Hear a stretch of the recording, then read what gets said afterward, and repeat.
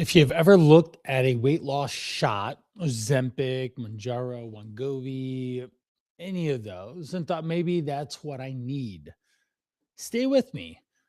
There is something you need to hear before you make that decision. Welcome to Driven for Health podcast, episode 72. This is a Q&A episode. I pulled some of the most common questions I've been getting from men on Instagram, Substack, TikTok, LinkedIn, Facebook, all those, and I'm going to answer them straight to you right now. We're going to be covering 4 topics today. How to bounce back after falling off, getting back on track, that one. What I actually think about the weight loss shots, how to structure calorie deficits that will actually burn fat and not just lose weight or muscle, and how to hit 10,000 steps when you feel like you have no time in your day. Let's get into it. What is here it is. Here's what most men actually mean when they say they fell off. They had one bad day, maybe one bad meal or one bad snack choice. They skipped breakfast, they skipped a workout, something came up, they had an argument with someone in their house or at work. They just ate whatever was in the house because they're exhausted and had no willpower or motivation to care. And in that one moment became 2 days, 5 days, 7 weeks, a month, or longer. And if you're listening to this, you might know the pattern. I talked to today with someone who has lost almost 500 pounds. They had lost 90 to 100 pounds 3 different times at his lowest body weight that he's been since high school now. So he's worked an incredibly hard amount of effort and time. And he actually wants to learn nutrition. He doesn't have 5 hours at 37 years old. He doesn't have 5 hours to work out at the gym anymore. He needs to get his nutrition dialed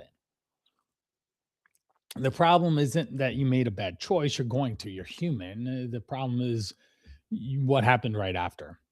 Most of the guys that I ever talk with, and they don't have a weight loss problem. They have a weight maintenance problem. They can lose weight, but they can't keep it off because they keep tripping, falling, and they can't get back up. And they cut calories super low. They add in the extra cardio. They're at the workouts 8 days a week. They're 7-day detox or 30-day challenges, and they go extreme. But here's the thing about detoxes, especially that one. You do not need to do one. Okay. What are you detoxing? If you don't even know what you're detoxing and you're just using that as a blanket statement, you're already off base. You're already off, not on the right track because you don't know what your body needs to cleanse or don't cleanse. And if you haven't had a blood test or a stool analysis or something like that, then again, you drinking some overpriced liquid juice thing, I don't think is the appropriate choice for you. The real answer about bouncing back is simple. You just go right back to the plan. Okay. Literally, the next meal, you try and balance it out. I call it middle gear mentality. It's something that I personally live and die by. And I have my clients live and die by it as well. This is incredibly important so that you make sure that you can be long term successful with this. All right. Literally, we don't have to punish yourself. We don't have to go super hard the next day to balance it. If you had you could do a little bit of balancing act that way, but it can't be this all extreme type thing. When you try to make up for the lost ground with extreme measures, you're setting yourself for yet again falling off. It's just the real thing. There is also something else going on here for a lot of guys. They're not just reacting to one choice or a bad day. They might be carrying something on their mind, on in their body, a fight, a stressful month, not hitting the numbers that their boss put on them. There's a deadline that they're coming up against. There's disappointment that they see in the mirror when they look, whether it could be from their body or their current life. there's a lot that could be weighing on you. And food is usually the first thing to fall off track.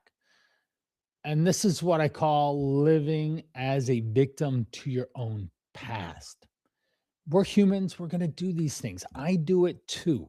All right. I am victim of living in the past and bringing some of that with me, but we only have right now. The present is something that is here now, and it's okay to acknowledge that something may have happened to you in the past, but now you're using it as a reason that you cannot move forward. And that's where you falter. That's where you get off track. And not everything that happens to you is your fault. That is very true. And we're humans. Again, things come up and they challenge us, and life is always going to throw curveballs. But how do you respond is the ultimate, your own responsibility. There are two different things that you can do here. What does that look like in real practice? I like to keep one rule for myself. I do not allow one bad day to turn into three bad days in a row. I have to take some sort of responsibility, some action to counterbalance it, to get back in control over whatever is happening. So if I miss a workout, usually I don't go 3 days without it. At the very least, I'll try to get 10K steps in and keep moving. If I went off the plan with food, the next meal I can just double up on vegetables to balance it out. We don't have to be dramatic or punish yourself or anything like that. We just have to get back to the plan. The boring, repetitive day in and day out plan that works like gangbusters. That's the strategy. Now, consistency does not mean being perfect every time. It means your recovery is short. You can have a 5-minute pity party, not a 5-day pity party. The guys that I work with who see results long term are the ones who, yeah, they slip up, they falter, but they take responsibility, admit their failure, and get back to it. It's like that burpee. When life knocks you down, you do a burpee to get back up. And this is where we get the 80-20 rule. If you're living your life 80% of the time in the direction of your health, your fitness, your nutrition, then you're going to be all right. You'll be okay. You have 20% opportunity to mess up, to fall off, to not be perfect. One more thing on failure. I do not like to define failure as making a mistake. I define failure as quitting. As long as you're still in the game, you have not failed. You just have to learn the lesson at hand and improve your abilities, your capacity to manage it for the next time that it shows up so that you stay in control. Number two, hopefully that answered that first one. Number two, what do I think about the weight loss shots, the Ozempics and Wegovy and all that? This one's coming up a huge amount in the last 12 months.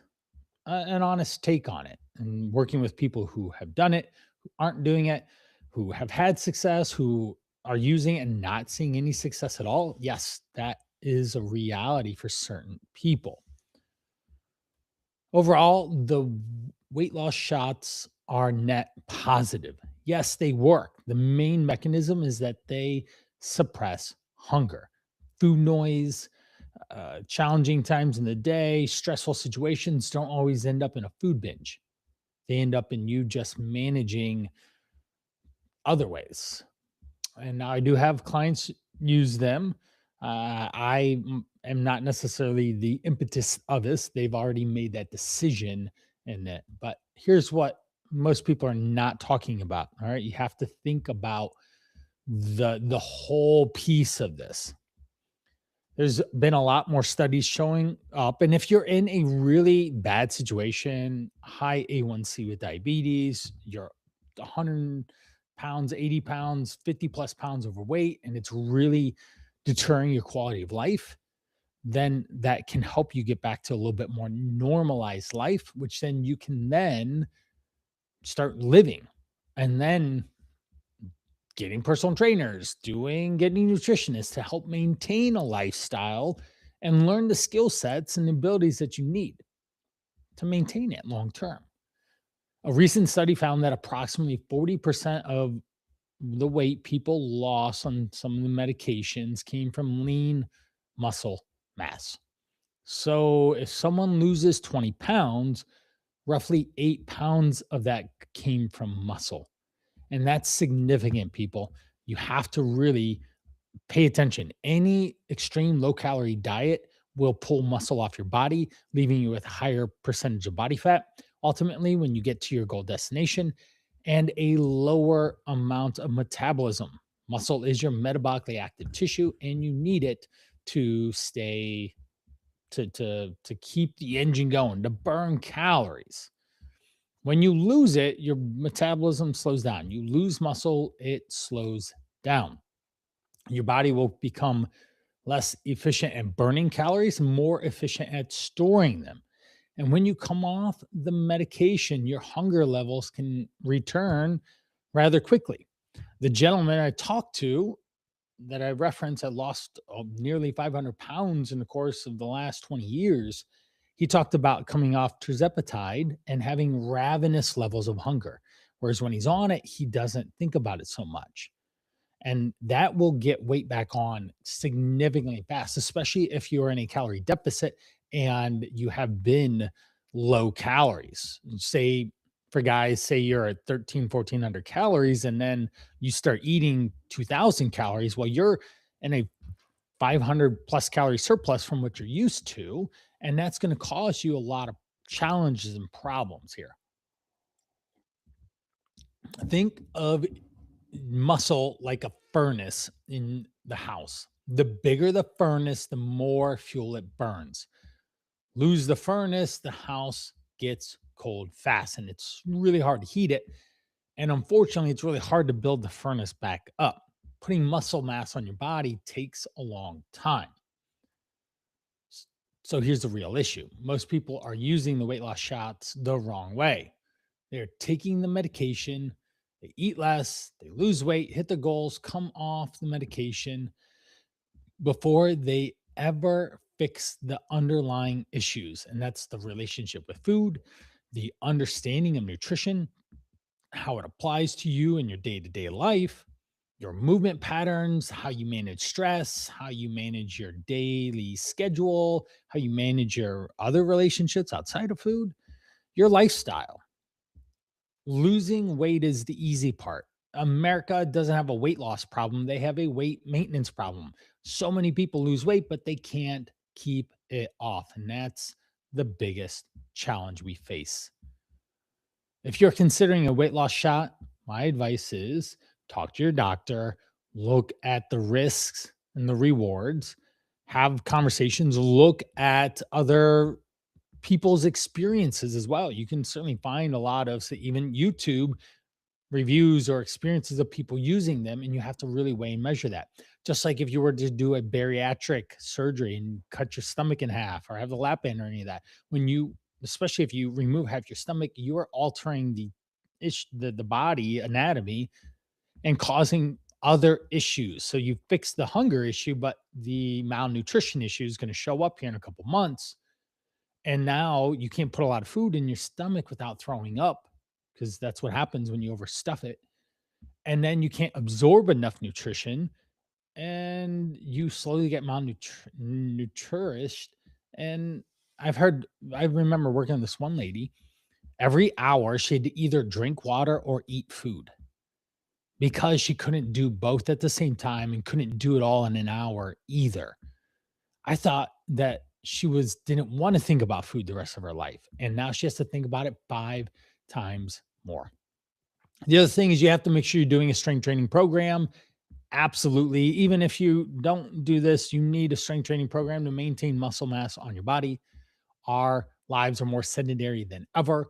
Without strength training, you will lose muscle regardless because you're sedentary, especially in comparison to living life 100 years ago, 500 years, 1,000 years ago, our ancestors were significantly more active and didn't have to lift weights in a gym, lift metal to stay in shape. I hope that cleared that up for you and gave you a little bit more basis around how to best manage some of those. Certainly, you can email me, Brian at brianparana.com. I'll be more than happy to give you more conversation. I even have the health hot seat for this podcast as well that you could jump on and give you a live free coaching session. I do that regularly. And so you just have to reach out and say, hey, I'd like to be in the health hot seat and have a conversation with you. You'll get free coaching on a podcast episode. We'll do it live. And all you need to do is tell me your information, and then I will give you the feedback on our session. We'll schedule a call and just run it. All right. Moving to section number 3, calorie deficit and the bulking question. Someone asked, they bulked up, gained weight. Now they cannot lose the stomach, and summer is starting to come, right? We're already mid February. Should they go into a calorie deficit?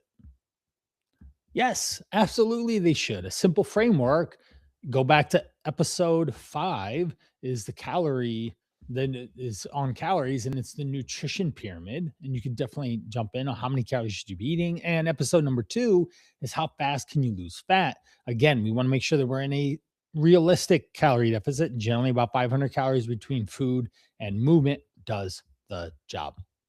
But here are some phases.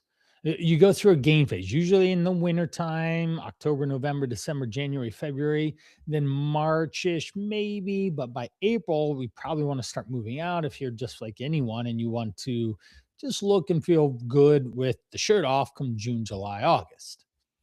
And so we have the gain phase, we have a maintenance phase, and a fat loss phase. Now, most people spend way too much time jumping between them randomly with no structure. One week they're gaining, the other week they feel flabby and they're cutting. And ultimately, what this does is waffles you. It doesn't give you any actual real results. If you put on size and now you want to cut, you need to go in a calorie deficit, and that is what needs to happen. Typically, I like to see for my guys stay in a fat loss phase for 12 to 20 weeks before adjusting into more of a maintenance approach for a couple weeks. Yes, guys, you do need to have a diet break. You can't just endlessly diet as you go there. All right.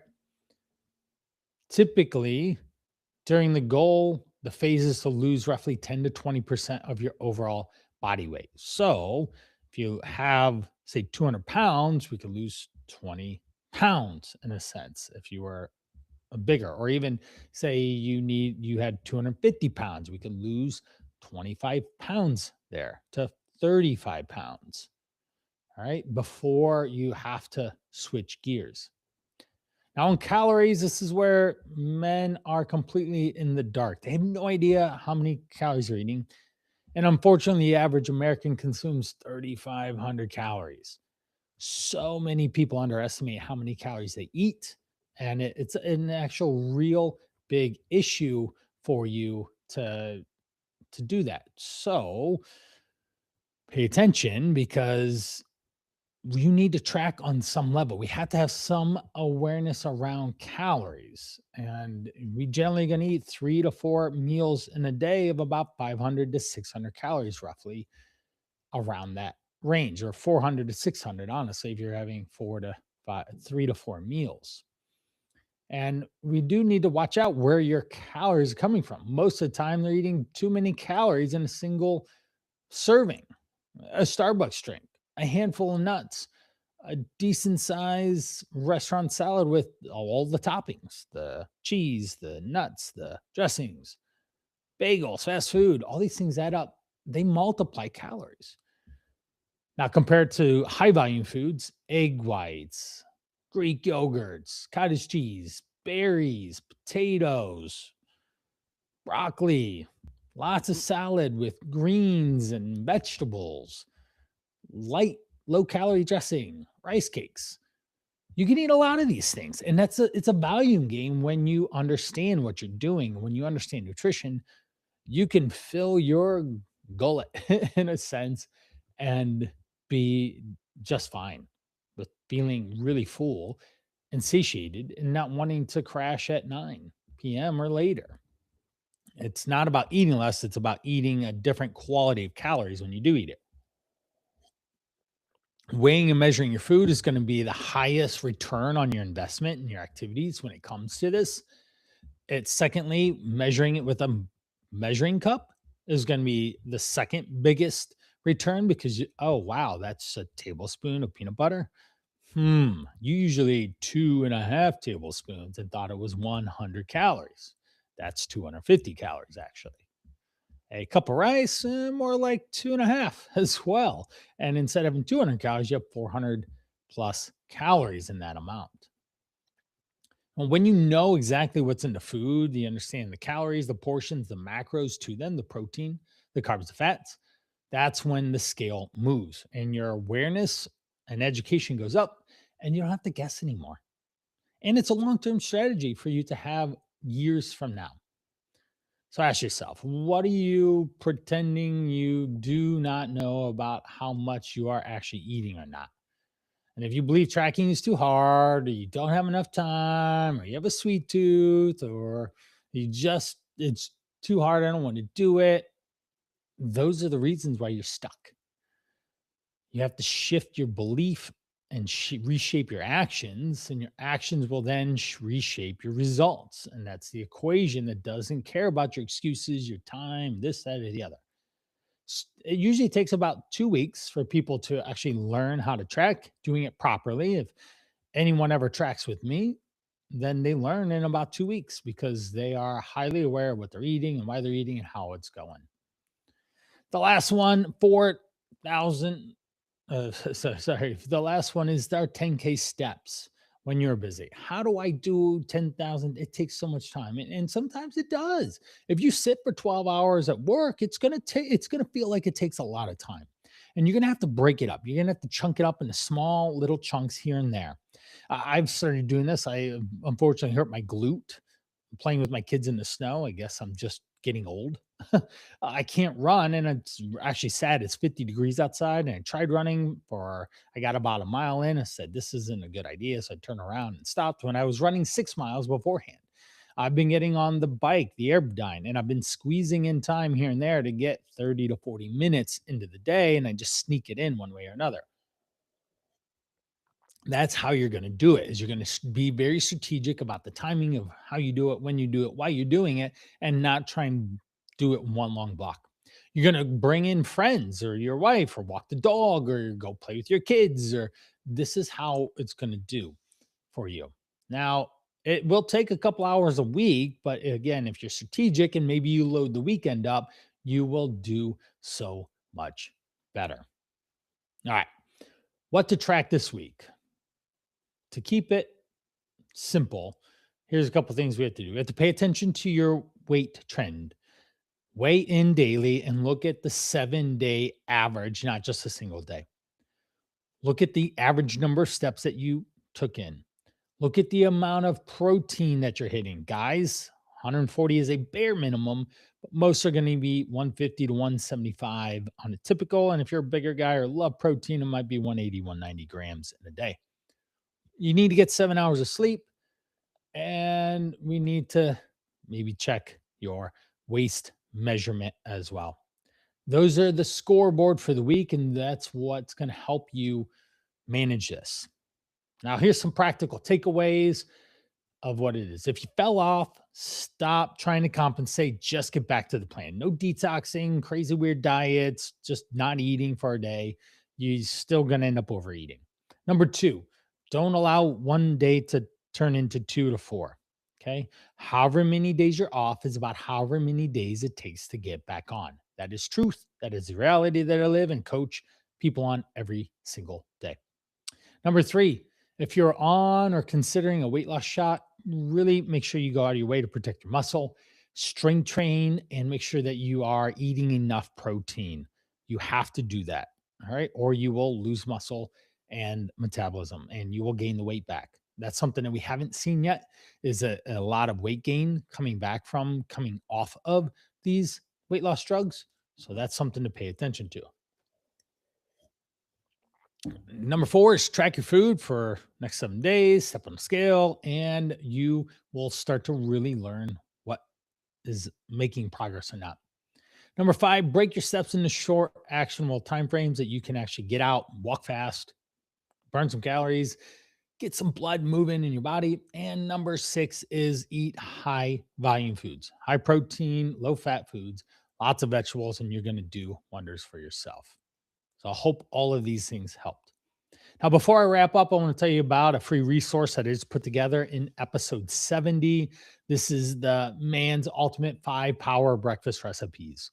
It's a simple guide that is built for guys in their 40s that are juggling everyday life. Go listen to episode 70. I outline 5 unique scenarios that a lot of guys come about in 5 different powerful ways, protein heavy ways to create and make sure that you start your day off strong. All right. There's weekday options, there are weekend options, there's things to do with your kids. And this protein forward breakfast is going to really help lower calories throughout the rest of the day, lower hunger, cravings, and again, start the day off right, building enough muscle in there. Click the link in the description for a free, no email needed download that it'll click straight to the guide. So just hope that you enjoy that and get a lot out of it and use it. I have already been having people reply to me about it and they are loving it. And number three is seems to be the most favorite.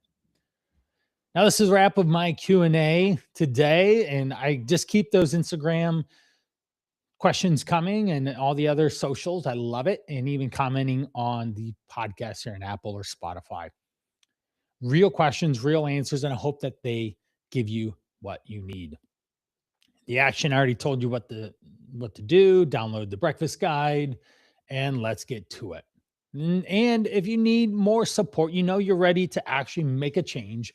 That's what the 100-day fat loss challenge is, the call to rise.com. Check that out. That's my premier flagship program for men over 40s that want to thrive and lose fat, 20 plus pounds in 100 days, and get their bodies back on track.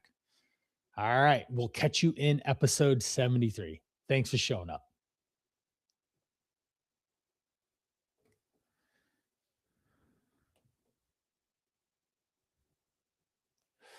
All right, gang, I'm out. Hope you enjoyed it.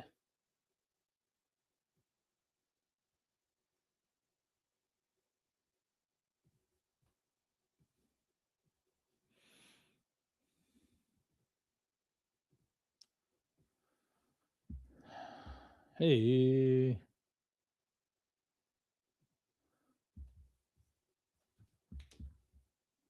let's end this and I gotta go. I'm gonna be late. End live. End. End.